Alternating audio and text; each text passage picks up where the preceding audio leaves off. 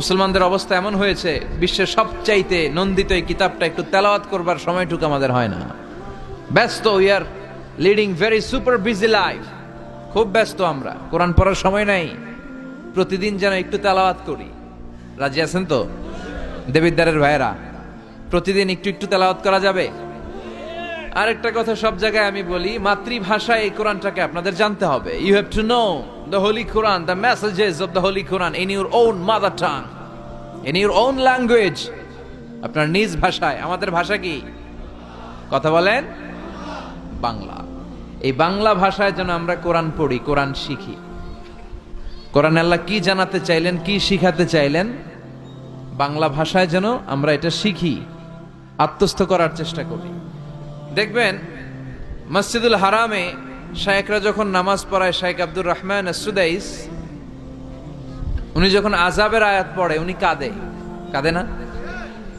আবার মুসল্লিরাও পেছন থেকে কাঁদে। এর কারণ উনিও আযাবের অর্থ বুঝে, মুসল্লিরাও অর্থ বুঝে। আমাদের তারাবির নামাজে, এত মসজিদে তারাবি পড়লাম বাংলাদেশে, কোনোদিন কোনো তারাবির নামাজে মুসল্লি আর ইমাম সাহেবের কাঁদতে দেখছেন? কথা কন, কেন কান্দে না? বুঝে নাই কোন দিক দিয়ে আযাব গেল, কোন দিক দিয়ে গজব গেল, কোন দিক দিয়ে জাহান্নাম গেল, কোন দিক দিয়ে ফেরাউন আসলো, কোন দিক দিয়ে ইউসুফ জুলেখার কাহিনী গেল, একটাও বোঝা যায়? কথা বলেন, বোঝা যায় না। ইমাম সাহেবও বোঝে না, আমরাও বুঝি না, কেউ বুঝে না, অর্থ বুঝি না, তাই আমাদের হৃদয়ে টাচ করে না। দেখবেন ওরা আযাবের আয়াত পড়লে কাঁদে, রহমত আর জান্নাতের আয়াত পড়লে ওদের হৃদয়টা ঠান্ডা হয়ে যায়।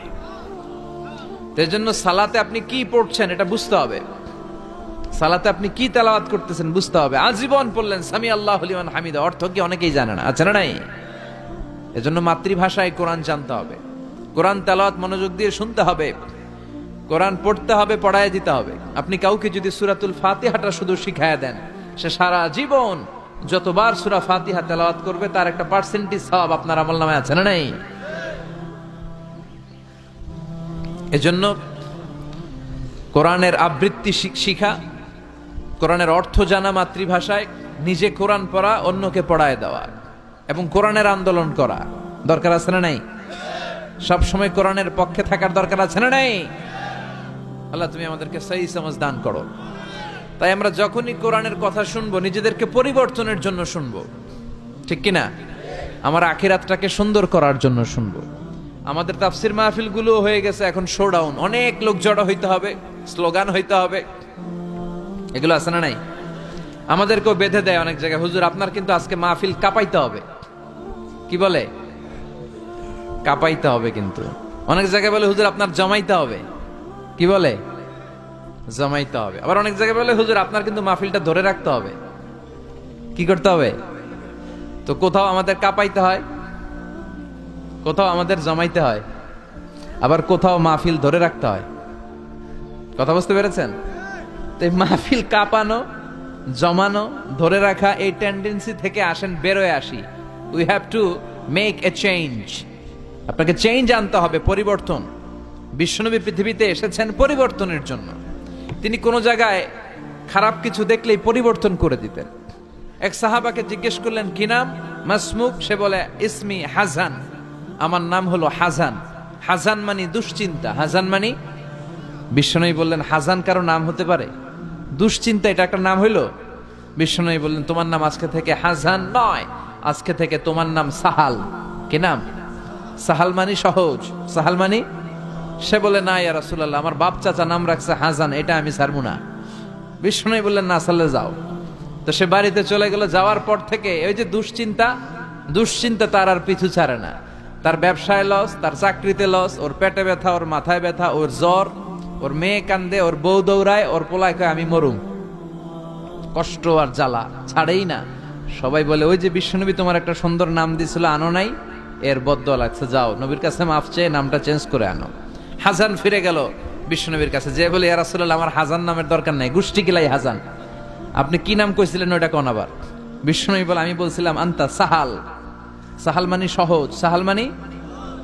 বিশ্বনবীর কাছ থেকে নাম চেঞ্জ করে সাহাল নিয়ে আসলো। সাহাল বলে যেদিন থেকে আমি নাম চেঞ্জ করেছি ওই দিন থেকে আমার জীবনের সব কাজগুলো সহজ করে দিয়েছে কে? কি নবী ছিলেন? খালি চেঞ্জ করে দিতেন। চেঞ্জ করে দিতেন। এক নারীকে জিজ্ঞেস করলেন, মাসমুখী, হোয়াটস ইউর নেম? সে বলে, আমার নাম আসিয়া। আসিয়া মানে অবাধ্য। বিশ্বনবী বলেন, এটা একটা নাম হইল? তোমার নাম আজকে থেকে জামিলা। জামিলা মানে সুন্দরী, বিউটিফুল লেডি। জামিলা মানে সুন্দরী। সে নাম চেঞ্জ করে জামিলা নিয়ে নিল। সবাই বলল, যেদিন থেকে বিশ্বনবী তার নাম জামিলা করেছে, ওই দিন থেকে মরার আগের দিন পর্যন্ত এই মহিলা সৌন্দর্যে কোনোদিন ভাটা পড়ে নাই। আবার বিশ্বনবী মক্কা থেকে মদিনায় হিজরত করতে গেলেন। বিশ্বনবী বললেন, মাসমুহাদিল আরদ, এই জমিনের নাম কি? সবাই বলল, এই জমিনের নাম ইয়াসরিব। কি নাম? মদিনার আগের নাম ইয়াসরিব। ইয়াসরিব মানে to take revenge from someone, কারো থেকে প্রতিশোধ নেয়া। বিশ্বনবী বললেন, আমি যেই শহরে থাকবো ওই শহরের নাম হবে প্রতিশোধ। How come? It's quite impossible, অসম্ভব। আমি রহমতের নবী, ওমা আরসালনাকা ইল্লা I have sent you as a mercy for the entire universe. ও নবী, আমি আপনাকে গোটা বিশ্বের জন্য রহমত করে পাঠিয়েছি। রহমতের নবী যেই শহরে থাকবে ওই শহরের নাম প্রতিশোধের শহর না। আজকে থেকে এই শহরের নাম তবা কিংবা তৈবা, পবিত্র শহর। পরবর্তীতে এই শহরের নাম করা হলো মদিনাতুর রাসূল, মদিনাতুন নবী। সুবহানাল্লাহ পড়েন। আবার বিশ্বনবী আরেক এলাকায় সফরে গেলেন। বললেন, মাসমুহাদিল আরদ, এই এলাকার নাম কি? সবাই বলে গাদিরা। কি বলে? গাদিরা। গাদিরা মানে আরদুন লা শাজারা ফিহি ওয়ালা নাবাত, এমন শহর যেই শহরে কোনো গাছ পালা, লতা পাতা, ঘাস জন্মায় না। বিশ্বনবী বললেন, এটা একটা নাম রাখছো তোমরা, গাদিরা। এই গদিরা নামের কারণেই তো এলাকায় কোনো গাছপালা হয় না, ওই এলাকায় কোনো গাছ হতো না।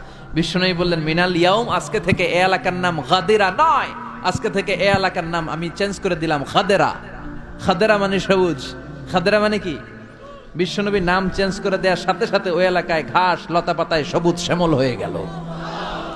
এজন্য পরিবর্তন লাগবে। We have to make a change. পরিবর্তন লাগবে। এই লোক দেখানো মানসিকতা থেকে আমাদের বেরিয়ে আসতে হবে। মাহফিল কাঁপানো, মাহফিল জমানো, মাহফিল ধরে রাখা, এগুলার কোনোদিন বলবেন? বলবেন? সব হবে আমাদের একজনের খুশির জন্য। তিনি কে?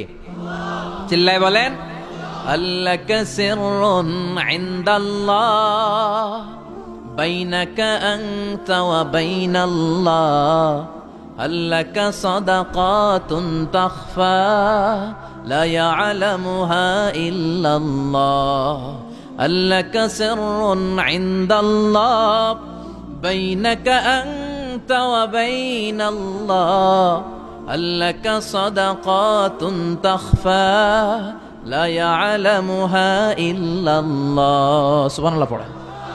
আল্লাকা সিররুন ইনদাল্লাহ বাইনাকা আনতা ওয়া বাইনাল্লাহ, তোমার আর তোমার আল্লাহর মধ্যে এমন কোন গোপন বিষয় আছে নাকি যেটা আল্লাহ ছাড়া কেউ জানে না?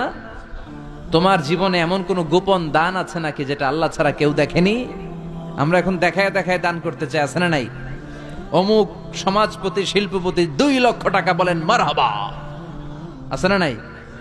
লোক দেখানো দান। এটা মিজানের পাল্লায় উঠালে কোনো ওজন হবে না। আপনি গোপনে 1 টাকা দিয়েছেন, এটারে উহুদ পাহাড়ের সমান ওজন করে আমলনামায় তুলে দিবে কে? এজন্য সবসময় খেয়াল রাখবেন যে একজনকে আমরা দেখাতে চাই, আমরা দেখাবো একজনকে। তিনি কে? মানুষকে দেখানোর জন্য কিছু করা যাবে? আল্লাহুম্মা রযুকনা ইখলাস। আল্লাহ তুমি আমাদের ইখলাস বাড়ায় দাও। আর জোরে পড়েন আমিন।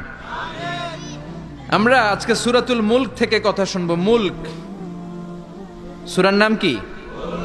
এই সূরার অনেক ফজিলত আছে। এই সূরা রাত্রিবেলা যারা তেলাওয়াত করবে তাদের কবরের আযাব হবে না। কবরের কথা শুনলে ভয় লাগে না? একদিন মাটির ভেতরে হবে ঘরে মন আমার, কেন বান্ধ দালান ঘর, প্রাণ পাখি উড়ে যাবে পিঞ্জর ছেড়ে, ধরা ধামে সবই রবে তুমি যাবে চলে, বন্ধু বান্ধব যত মাতা পিতা দ্বারা সুত সবই হবে তোমার পরে মন আমার, কেন বান্ধ দালান ঘর। ঠিক কিনা? চলে যেতে হবে, কেউ থাকতে পারবো না। কিন্তু এই জিনিসটা আমাদের স্মরণেই আসে না। এত ব্যস্ততা, এত মায়া জাল, এত মায়ার জালে আমরা আটকে আছি। এত ব্যস্ত লাইফ, সকালবেলা অফিস, বিকেলবেলায় অমুক কাজ, তারপরে অমুক কাজ, একটার পর একটা কাজ চলতেই থাকে। এই ব্যস্ততার কারণে আমাদের জীবনটা সুপার বিজি লাইফ আমরা লিড করছি, আমাদের জন্য সময়ই নাই, কিন্তু চলে যেতে হবে। এজন্য সাইয়েদনা ওমর ফারুক বলতেন, মুতু ক্বাবলা আন তামুতু, মরার আগে একবার মরো। হাসিবু ক্বাবলা আন তুহাসাবু আলাইকুম, তোমার হিসাব নেওয়ার আগে তুমি তোমার একবার হিসাব নাও। আমাদের প্রত্যেকের নিজের একটা হিসাব আছে না নাই? কথা বলেন। নিজে খাতা কলমের মধ্যে একটু লিস্ট করবেন যে আমি জীবনে এই ভালো কাজ করেছি, এই খারাপ কাজ করেছি, আসলে আমার অবস্থানটা কই হওয়া উচিত। নিজে খাটের মধ্যে একবার শটাং হয়ে মরার মতো শুয়ে থাকবেন, ভাববেন যে আমি মরে গেছি। ভাবেন না কি হবে, ছেলেমেয়েরা কান্না করবে, আত্মীয় স্বজন কান্না করবে, মাইকে অ্যানাউন্সমেন্ট হবে, অমুক এলাকার অমুক ভাই আমাদের মাঝে দুনিয়ায় নাই। বিশাল দেবিদ্বারের ময়দানে আপনার জানাজা হবে, খাটিয়াতে করে নিয়ে যাওয়া হবে। শুয়ে শুয়ে ভাববেন, আগে থেকে খুদে রাখা কবরে আপনাকে ফেলে বাঁশ দিয়ে উপরে মাটি চাপা দিয়ে চলে আসবে। অন্ধকার, শুধু অন্ধকার। এই অন্ধকার যেন শেষ হতে চায় না। This is the nature of life. এই তো জীবন। কথা বলেন ঠিক কিনা? তো এগুলো ভাবার দরকার আছে না নাই? বিশ্বনবী বললেন এই সূরাটা এমন সূরা, মানিআতুন মিন আযাবিল কবর। এই সূরা মুলক যারা তেলাওয়াত করবে তাদের কবরে কোনো আযাব হবে। আজকে থেকে সূরাতুল মুলকের তেলাওয়াত করা যাবে? পারা যাবে? পারা যাবে? আসেন না নিজেদেরকে একটু পরিবর্তন করি, আসেন না নিজেদের আমলের ঝুলিতে আরো কিছু বাড়াই, নিজেদের আমলগুলোকে সুন্দর করি, নিজেদেরকে আর একটু পরিচ্ছন্ন করি। প্রতিদিন রাতে সূরাতুল মুলক তেলাওয়াত করবেন ইনশাআল্লাহ। কইতে পারলেন না? 2 নম্বর ফজিলত, শাফাআত লি সাহিবিহা। এই সূরা যারা তেলাওয়াত করবে, এই সূরা তেলাওয়াতকারীর জন্য আল্লাহর কাছে সুপারিশ করবে। 3 নম্বর ফজিলত, খাসামাত আন সাহিবিহা। এই সূরাটা কিয়ামতের দিন এই সূরার তেলাওয়াতকারীর পক্ষে আল্লাহর সাথে তর্ক করবে, ডিবেট করবে। কতক্ষণ? হাত্তা আদখালাহুল্লাহুল জান্নাহ, যতক্ষণ না আল্লাহ তাআলা এই লোকটাকে জান্নাতি বলে ঘোষণা না দেয়। আল্লাহ যতক্ষণ অ্যানাউন্স করবে he is from paradise, he will enter the paradise, আমার এই বান্দা জান্নাতে ঢুকবে, এই সার্টিফিকেট দেওয়ার আগ পর্যন্ত এই সূরা সামনে দাঁড়ায় আল্লাহর সাথে তর্ক করতেই থাকবে। আবার বিশ্বনবী বলেন, মান ক্বারা বিহা ফি লাইলাতিন ফাকাদ আকসারা ওয়া আতাবা। রাত্রি বেলায় যেই ব্যক্তি এই সূরাটা তেলাওয়াত করবে তার রাত্রিটারে বরকতময় করে দিবে কে? এজন্য বিশ্বনবী বলতেন, আমি চাই আমার প্রতিটা উম্মতের হৃদয়ে এই সূরাটা গাথা থাক। আমার নবী চাইতেন আমাদের অন্তরে যেন এই সূরাটা মুখস্থ থাকে। আমরা চাই না? 30টা মাত্র আয়াত। কয় আয়াত? সবাই বলেন কয় আয়াত? প্রতিদিন এক আয়াত মুখস্থ করলে আমাদের পুরো সূরাটা মুখস্থ করতে লাগবে কয়দিন? 30 দিন। 1 মাসের চেষ্টায় সূরাটা মুখস্থ করা যাবে না? দেবিদ্বারের ভাইয়েরা, করা যাবে? আওয়াজ করে পড়েন ইনশাআল্লাহ। এই সূরার মাহাত্ম্য হচ্ছে, এই সূরা আপনার দৃষ্টিভঙ্গিকে চেঞ্জ করবে, আপনার চিন্তার জগতে আন্দোলন তৈরি করবে, আপনার চোখকে খুলে দিবে, আপনার ঘুমন্ত বিবেককে জাগিয়ে দিবে। বিশেষ করে যারা স্রষ্টা নিয়ে সন্দেহে থাকে তাদের জন্য এটার ভিতরে ডোজ আছে, মেডিসিন আছে। ইয়াং ছেলে পেলে অনেকে আমাদের প্রশ্ন করে, হুজুর আল্লাহরে নিয়ে অনেক প্রশ্ন জাগে, স্রষ্টার অস্তিত্ব নিয়ে, আখেরাত নিয়ে, কবরের জীবন নিয়ে আমাদের প্রশ্নের অভাব নাই, কারণ নাস্তিক্যবাদের ছড়াছড়ি আশেপাশে আছে না নাই? ইয়াং যারা আছে তোমাদেরকে একটা বই পড়ার সাজেস্ট আজকে আমি করে যাই। বইটার নাম অনেকে জানে, প্যারাডক্সিক্যাল সাজিদ। কি নাম? লেখক হচ্ছে আরিফ আজাদ। লেখক কে? আরিফ আজাদ। বইটার নাম প্যারাডক্সিক্যাল সাজিদ। গত 21শে বই মেলায় এটা দ্য বেস্ট সেলার হয়েছিল, এজন্য নাস্তিকদের মাথা গরম। কথা বলেন। এই বছর সে আরেকটা বের করছে, প্যারাডক্সিক্যাল সাজিদ 2। এটা গতকাল থেকে বই মেলায় পাওয়া যাচ্ছে, 21শে বই মেলায়। এই প্যারাডক্সিক্যাল সাজিদ 1, প্যারাডক্সিক্যাল সাজিদ 2 প্রতিটা যুবকের সাথে সাথে রাখার দরকার, ঠিক কিনা? It's an eye opener for you. এই সূরাটা আপনাদের জন্য আই ওপেনার, চোখ খুলে দিবে। একটু চিন্তা করলেই বুঝবেন যে নাস্তিকদের যুক্তিগুলো খুবই হালকা। ওরা স্রষ্টাকে মানতে চায় না, আল্লাহরে মানতে চায় না। এর কারণ ওরা বলে আনসিন ইজ নাথিং, যেটারে দেখি না ওইটা মানি না। নাউজুবিল্লাহ পড়বেন না? কিন্তু ওরা ওদের জীবনে অনেক কিছু দেখে না, ওরা মানে না। কথা কন। আচ্ছা, আপনি আপনার জীবনে সরাসরি চোখ দিয়ে আমেরিকা দেখছেন? কথা কয় না। তা আমেরিকা যে আছে মানেন না? যারা এখনো হজে যান নাই, যারা এখনো যান নাই, কাবা ঘর নিজ চোখে সরাসরি দেখছেন? টিভিতে না, টিভিতে তো সবাই দেখছি। সরাসরি কাবা ঘর দেখছেন? তো আপনি যে দেখেন নাই, আপনি সৌদি আরব যে আছে কাবা ঘর যে আছে মানেন না? নাস্তিকরা বাতাস খালি চোখে দেখে না, দেখে, কিন্তু নাস্তিকরা বাতাস মানে না। Why do you believe on that? তো বাতাস মানুষ কেন? তোর দাদা তোর বাবা কোনোদিন বাতাস দেখছে? তুই তোর চোখ দিয়ে কোনোদিন বাতাস দেখেছিস? Do you see the air in the atmosphere? উত্তরে বলবেন no. So why do you believe on that? বাতাস বিশ্বাস করো কেন? Do you see the migraine pain when someone feel in his head? কেউ যখন মাথা ব্যথা অনুভব করে বলে যে আমার মাথাটায় প্রচন্ড ব্যথা, ওর যে মাথা ব্যথা দেখা যায়? কথা বলেন। ভাইজানের মাথা ব্যথা প্রচন্ড দেখা যাচ্ছে? মাথা ব্যথা থাকলেও মাথার অবস্থা যা, না থাকলেও এটা দেখা যায় না। So why do you believe on that? মাথা ব্যথা দেখা যায় না তো বিশ্বাস করস কেন? এগুলো কপাল পড়া, এগুলো হচ্ছে নাম্বার 1 হাদারাম উল্লুক্কা পাঠা। এদের দলিলগুলো একেবারে নড়বড়ে। কুফানগরীতে এক নাস্তিক ছিল, সে বলে বেড়াতো আমি আল্লাহরে দেখি না তাই মানি না। কুফানগরীর লোকজন বলে আমাদের এক ইমাম আছে নাম নু'মান ইবনু সাবেত, উনার সাথে বসলে তুমি আল্লাহরে দেখতে পাবা। সে বলে তাই, তাহলে তোমাদের ইমামকে ডাকো। সাইয়েদনা ইমাম আবু হানিফা টাইম দিলেন, এই জুমার দিন, আজকে জুমার দিন না, এই জুমার নামাজের পরে ঠিক ভর দুপুরে 2টায় সবাই আমরা একত্রিত হব। নাস্তিকও আসবে, সাইয়েদনা ইমাম আবু হানিফাও আসবে। জুমার সালাতের পরে লোকের বন্যা বয়ে গেল, বাঁধ ভাঙা জোয়ার, অনেক মানুষ। নাস্তিক এসেছে, লক্ষ লক্ষ লোক এসেছে, আসে নাই ইমাম আবু হানিফা। আসে না আধা ঘন্টা, 1 ঘন্টা, 2 ঘন্টা পরে আসছে। নাস্তিক বলে এই তোমাদের ইমাম যার কোনো সময়ের জ্ঞানই নাই, এর সাথে কিসের তর্ক? সাইয়েদনা ইমাম আবু হানিফা বলে ইনদি উযর, আমার ওজর আছে। কি ওজর? সাইয়েদনা ইমাম আবু হানিফা বলেন আমি ঘর থেকে বের হয়ে আসার পথে একটা নদী পার হয়ে আসতে হয়। আজকে এসে দেখি নদীর মধ্যে কোনো মানুষ টানুষ নাই, নৌকা নাই, মাঝি নাই, কিচ্ছু নাই। তো হঠাৎ দেখলাম পাশে বিশাল বড় একটা গাছ, এই গাছটা এমনি এমনি 2 ভাগ হয়ে গেল। হঠাৎ গাছ থেকে এমনি এমনি লম্বা তক্তা হয়ে গেল, এমনি এমনি তক্তাগুলো জোড়া লেগে নৌকা হয়ে গেল। আর নৌকা আমার সামনে আসলো, মাঝি ছাড়া, লগি বৈঠা ছাড়া আমি নৌকায় যেয়ে বসলাম। নৌকাটা আমার নিয়ে টান দিয়ে সাঁ করে ওপার নিয়ে গেল। তো এই যে এই কাজগুলো আর প্রসেসিং গুলো হতে আমার 2 ঘন্টা সময় লেগেছে। নাস্তিক কয় তগ ইমাম গাঞ্জা খাইছে, মাথার তার ছিঁড়া গেছে, নাহলে কোনো সুস্থ মানুষ এ কথা বলতে পারে? এমনি এমনি নাকি গাছ ভেঙে তক্তা হয়, এমনি এমনি নাকি তক্তা লেগে নৌকা হয়, এমনি এমনি নাকি মাঝি ছাড়া নৌকা চলে? সাইয়েদনা ইমাম আবু হানিফা বললেন এই তো আপনি লাইনে চলে আসছেন, আপনারে বুঝানো এখন আমার খুব সহজ হবে।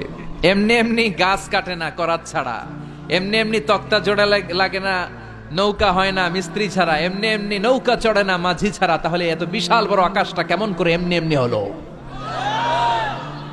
জমিনটা কেমন করে এমনি এমনি হলো? সাগর, মহাসাগর, পাহাড়, মরুভূমি কেমন করে এমনি এমনি হলো? এগুলোর একজন স্রষ্টা আছে না নাই? নাস্তিক কয় তাই তো, আসলেই তো আমি হাদারাম, আসলেই তো আমি উল্লুক্কা পাঠা। এইভাবে তো আমি কখনো ভেবে দেখি নাই, এইভাবে তো কখনো চিন্তা করি নাই। ও ইমাম, তুমি আমার ঘুমন্ত বিবেককে জাগিয়ে দিয়েছ, তুমি আমার চোখের সামনের পর্দাটা উঠিয়ে দিয়েছ, তুমি আমার দৃষ্টিভঙ্গিকে পরিবর্তন করে দিয়েছ। ও ইমাম, তুমি আমার চোখ খুলেছ, তুমি আমাকে হক চিনতে সাহায্য করেছ। আর দেরি করতে চাই না, আমারে পড়িয়ে দাও লা ইলাহা ইল্লাল্লাহু মুহাম্মাদুর রাসূলুল্লাহ। কালিমা পড়ে মুসলমান হয়ে গেছে। আল্লাহু আকবার পড়েন। এমনি নাস্তিকদের জন্য এই সূরার ভেতরে আল্লাহ তাআলা অনেক দিগদর্শন রেখেছেন, জীবন দর্শন রেখেছেন। আল্লাহ বুঝাতে চান যে গোলাম, আমারে চেনার জন্য, আমারে দেখার জন্য তোর ডক্টরেট ডিগ্রি লাগবে না, তোর ব্যাচেলর ডিগ্রি, মাস্টার্স ডিগ্রি লাগবে না। তুই আমার সৃষ্টির দিকে একটু নজর করে তাকা, একটু ঠান্ডা মাথায় চিন্তা করে দেখ, একটু সাগরের দিকে তাকা, একটু নদীর দিকে তাকা, একটু পাহাড়ের দিকে তাকা। তাকালেই তুই বুঝবি সামওয়ান ইজ কন্ট্রোলিং এভরিথিং। একজন এমডি আছে, ম্যানেজিং ডাইরেক্টর, মহা ব্যবস্থাপক, যিনি গোটা বিশ্বের সব ব্যবস্থাপনার আঞ্জাম দিচ্ছেন। চিল্লায় বলেন ঠিক কিনা? আল্লাহ বলে তুই সাগরের দিকে তাকা, পাহাড়ের দিকে তাকা, নদীর দিকে তাকা। সাগরের দিকে তাকালে আমি আল্লাহরে খুঁজে পাবি। ঝর্ণার দিকে তাকা, ঝর্ণার মধ্যে আল্লাহর নিদর্শন আছে না নাই? ঝর্ণা ঝর্ণা ঝর্ণা রে, বলনা বলনা বলনা রে, কার বিরহে পাগল পাড়া তুই, কার মিলনে ফুল ফসলে ভরা রে তোর দুকুল ভই, কার মিলনে ফুল ফসলে ভরারে তোর দুকুল ভই ঝরনা ঝরনা ঝরনা রে বলনা বলনা বলনা রে কারবি রহে পাগল পাড়া তুই। সুবহানাল্লাহ পড়েন। ঝরনা দেখছেন কোনোদিন? হড়ে হড়ে দেখছেন? সিলেটে মাধবকুণ্ড জলপ্রপাত, আর কোথায়? সীতাকুণ্ড, আর কোথায়? রাঙ্গামাটি, আর শ্রীমঙ্গল। ঝর্ণা আছে না? এই ঝর্ণার দিকে তাকাবেন, ঝর্ণার ঝরঝর শব্দের আওয়াজগুলো বুঝার চেষ্টা করবেন, দেখবেন ঝর্ণা আপনাকে বলে দিবে যে আমার স্রষ্টা কে। আল্লাহর সৃষ্টির দিকে তাকালে আল্লাহরে পাওয়ার সুযোগ আছে না নাই? এই তথ্যগুলো, এই উপাত্তগুলো, এই মেসেজ আর ইনফরমেশন গুলো আল্লাহ তাআলা এই সূরার ভেতরে ভরে দিয়েছে। শুনতে রাজি আছেন? আওয়াজ করে বলেন তো সূরার নাম, আরো জোরে সবাই বলেন কি নাম? মুলক। মুলক মানে কি? মুলক মানে রাজত্ব, মুলক মানে ক্ষমতা, মুলক মানে পাওয়ার, মুলক মানে কিংডম, মুলক মানে সভরেইনটি, মুলক মানে অথরিটি। অথরিটি কার?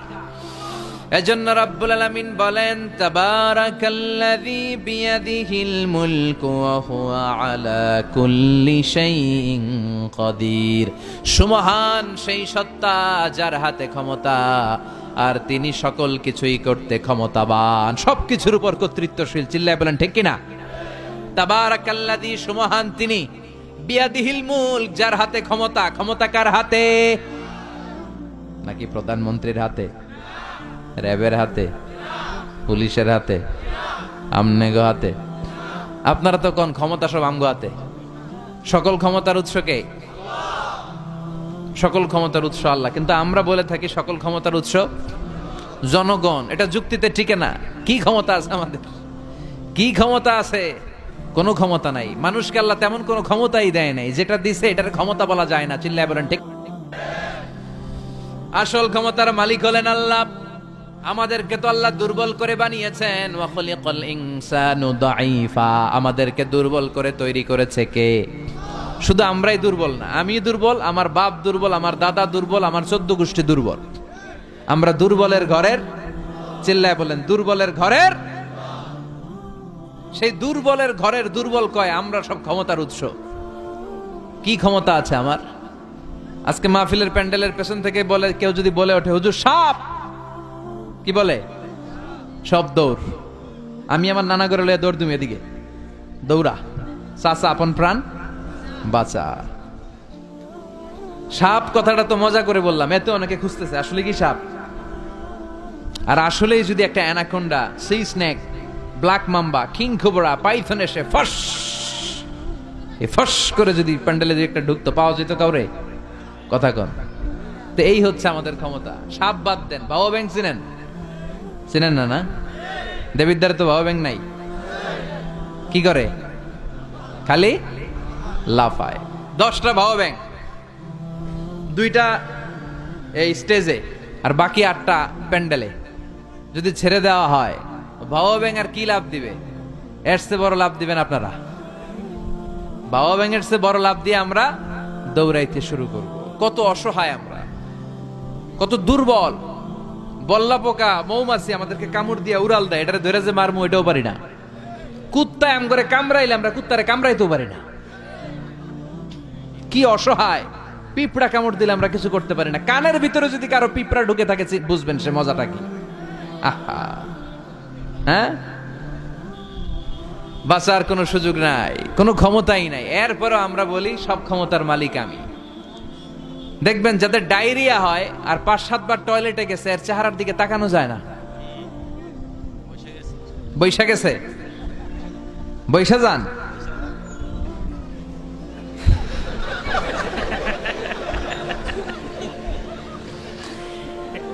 তো এই হইল আমাদের অবস্থা। 5-6 বার টয়লেটে গেলে আর ওর দইরা দাঁড় করানো যায় না। কাই মরে যাইও, আরে সবাই মাফ করে দেন, আই আর হাইতেন না, আমি পারবো না, আমার মাফ করে দেন। পারবি না কেন? তুই না ক্ষমতার উৎস। কথা কন। আসলে আমাদের কোনো ক্ষমতা নাই, আমরা দুর্বল। আসল ক্ষমতার মালিক একজন, চিল্লায় বলতে হবে তিনি কে। আমরা যে কত দুর্বল। ন্যাচারাল ক্যালামিটি অর ডিজাস্টার যখন হয়, প্রাকৃতিক দুর্যোগ, তখন নিজের অবস্থা খেয়াল করবেন। বন্যার সময় মানুষের কি অবস্থা হয়, ঠিক কিনা? ভূমিকম্পের সময় কি অবস্থাটা হয় আমাদের? রাত 3টার দিকে যদি ভূমিকম্প হয়, দৌড়, লুঙ্গি পইরা দৌড়, লুঙ্গি ছাড়াও দৌড়, আগে জান বাঁচাও।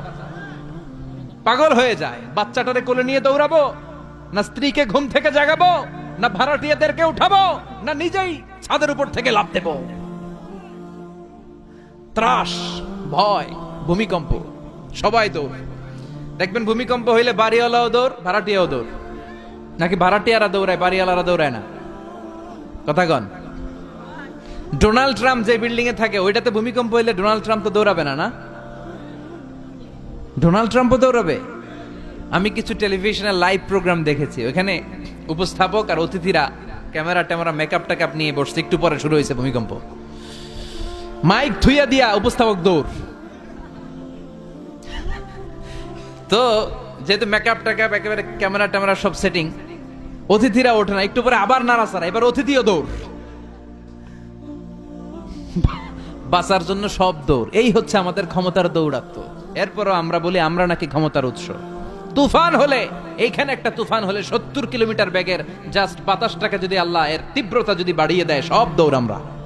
কথা কন। আল বাহরু জুনদুম মিন জুনুদিল্লাহ, আর রিহু জুনদুম মিন জুনুদিল্লাহ। বাতাস আল্লাহর সৈনিক, আগুন আল্লাহর সৈনিক, তুফান আল্লাহর সৈনিক। চিল্লা এখন ঠিক কিনা?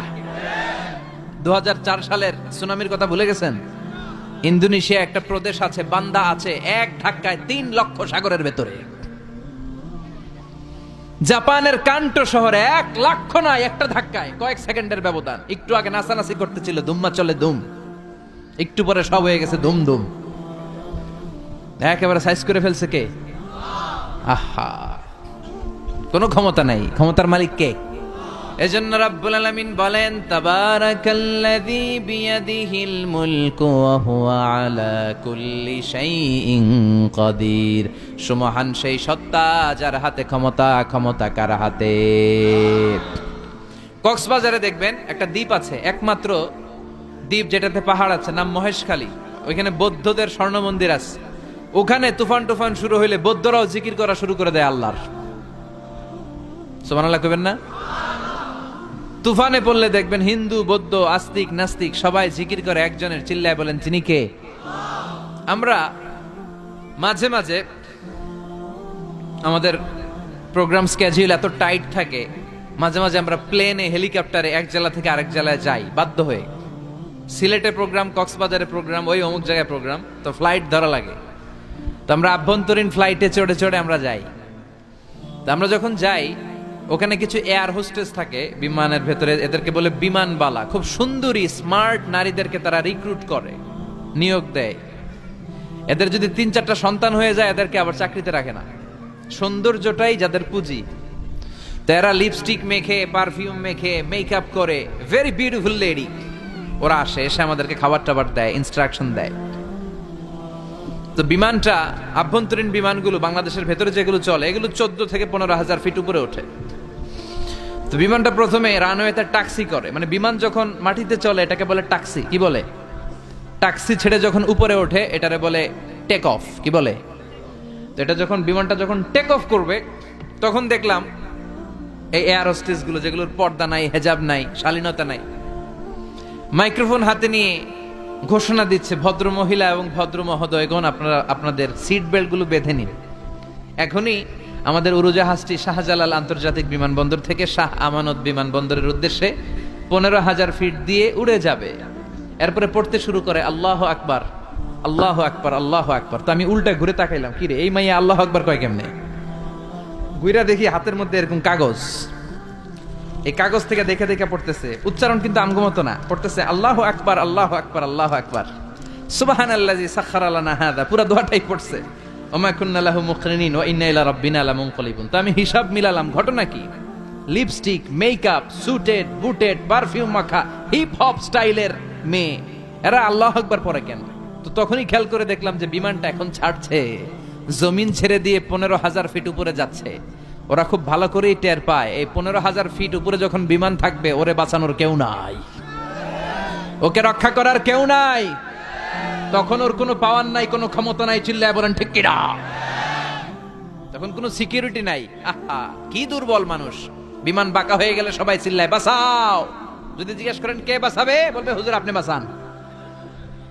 আছে না নাই? দুর্বল। আসল ক্ষমতার মালিক হলো একজন, চিৎকার করে বলতে হবে তিনি কে। এজন্য রাব্বুল আলামিন বলেন তাবারাকাল্লাযী বিয়াদিহিল মুলকু ওয়া হুয়া আলা কুল্লি শাইইন কাদির। সুমহান সেই সত্তা যার হাতে ক্ষমতা। ক্ষমতা কার হাতে? আমাদেরকে আল্লাহ ক্ষমতা দিয়েছেন ঠিক, এটা সাময়িক, লিমিটেড, তবে আনলিমিটেড ক্ষমতার মালিক কে? এই যে আমাদের মাননীয় প্রধানমন্ত্রী শেখ হাসিনা নতুন টার্মের জন্য আসছে না? কয় বছর? 5 বছর। কোন দেশে আসে 10 বছর, কোন দেশে 15 বছর। তো এই যে আল্লাহ ক্ষমতার চেয়ারে বসে, আল্লাহ আসছে কয় বছরের মেয়াদে? কথা বলেন। 50 বছর, 100? হ্যাঁ, কয়দিন থাকবে উনি? আজীবন। রাব্বুল আলামিন বলেন হুয়াল আউয়ালু ওয়াল আখিরু ওয়াল যাহিরু ওয়াল বাতিন ওয়া হুয়া বিকুল্লি শাইইন আলিম। আল্লাহ বলে আমি প্রথম, আমার আগে কেউ নাই। ঠিক কি না? ওয়াল আউয়ালু ওয়াল আখির, আমি শেষ, আমার পরে কেউ নাই। আমি প্রকাশ্য, আমি গোপন, সূচনাহীন, অতীত কাল থেকে আমি আল্লাহ ক্ষমতার চেয়ারে বসা, সীমাহীন, ভবিষ্যৎহীন, শেষহীন, ভবিষ্যৎ পর্যন্ত ক্ষমতার চেয়ারে বসে থাকবে কে? আল্লাহ বললেন আমি প্রথম, আমি শেষ। প্রথমে কে? চিল্লায় বলেন। প্রথমে কে? শেষে কে?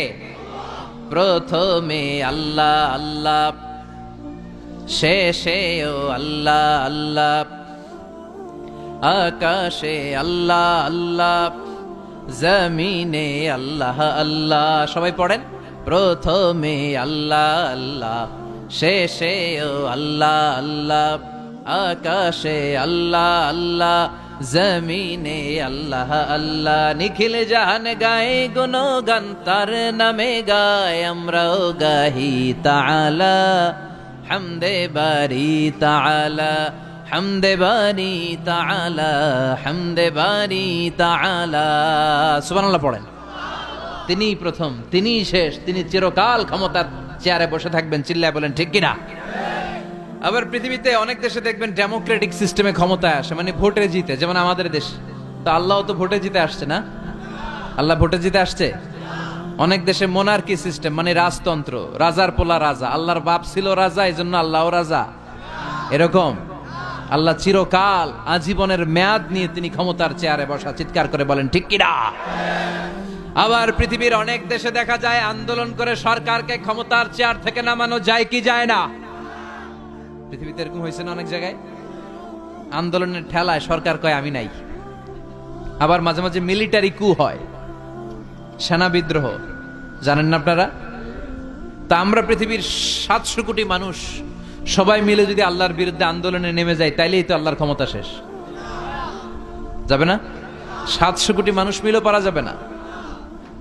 আচ্ছা, জিন জাতি যদি বলে ও মানুষেরা তোদের সাথে আমরাও আছি, মানুষ জিন ভাই ভাই, আল্লাহর আর রক্ষা নাই, আল্লাহর গদি শেষ। আচ্ছা, ফেরেশতারাও যদি বলে ও মানুষ ও জিনেরা তোগুলোকে আমরাও আছি, 3 দলীয় মহাজোট, আল্লাহর চেয়ার উল্টে যাবে নাকি? কথা বলেন। আল্লাহ বলেন ওয়ালাম ইয়াকুল্লাহু শারীকুম ফিল মুলক, আমার ক্ষমতায় কোনো পার্টনার নাই। কুলিল্লাহুম্মা মালিকাল মুলক, আমি ক্ষমতার মালিক, এই ক্ষমতা কেউ ছিনায় নিতে পারবে না।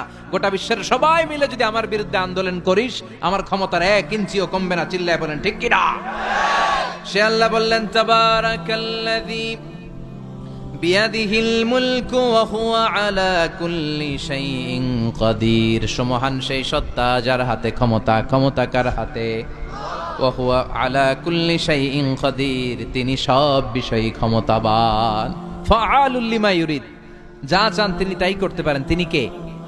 তিনি পাহাড়কে দরিয়া করতে পারেন, দরিয়াকে পাহাড় করতে পারেন, ধনীরে গরিব বানাতে পারেন, গরিবরে ধনী বানাতে পারেন, সম্মানিতকে অপমানিত করতে পারেন, অপমানিতকে সম্মানিত করতে পারেন। চিৎকার করে বলেন ঠিক কি না। তিনি ক্ষমতার মালিক। সকল ক্ষমতার উৎস হচ্ছেন তিনি।